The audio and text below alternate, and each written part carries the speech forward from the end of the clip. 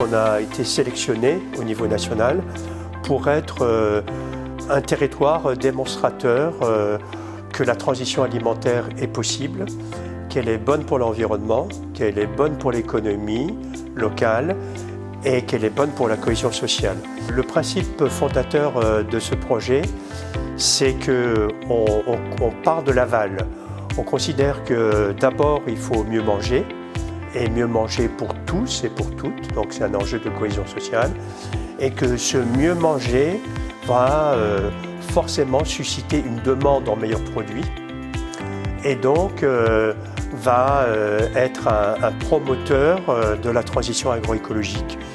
Et cette transition agroécologique va permettre le mieux manger. Ce projet, il embarque tout le potentiel d'innovation locale avec des partenaires académiques de recherche, INRAE, l'université, AgroSup, mais également des partenaires économiques avec Dijon Céréales, SEB, Orange et d'autres groupes. Et évidemment avec les collectivités territoriales, Dijon Métropole et la région Bourgogne-Franche-Comté, et également des partenaires sociaux. Le principe de la construction de ce projet se décline autour de 24 actions. Chaque action a sa propre logique, c'est-à-dire qu'il y a des actions qu'on appelle en investissement, et il y a des actions qui sont en subvention. Dans les actions en investissement, on peut citer par exemple 2 unités de transformation des légumineuses, une pour l'alimentation animale et une pour l'alimentation humaine, qui sont portées par la coopérative locale Dijon Céréales.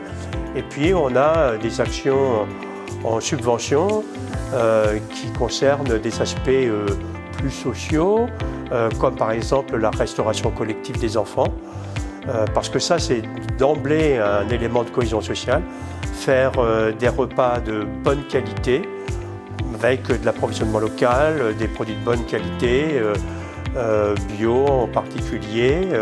Évidemment que pour la transition agroécologique, mais de façon plus générale la transition alimentaire, il y a des enjeux de numérique. On travaille avec Orange sur la recherche de possibilités d'actions en investissement. À chaque fois qu'il y a des actions en investissement, l'idée c'est pour eux finalement de pouvoir faire cet investissement en local, avec une attente de retour sur investissement sur d'autres régions. Notre projet de transition alimentaire de Dijon Métropole s'inscrit vraiment dans une logique de cohésion territoriale. La ville de Dijon et même Dijon Métropole est essentiellement une zone de consommation, même s'il y a des communes rurales, et les territoires associés sont plus des territoires ruraux de production.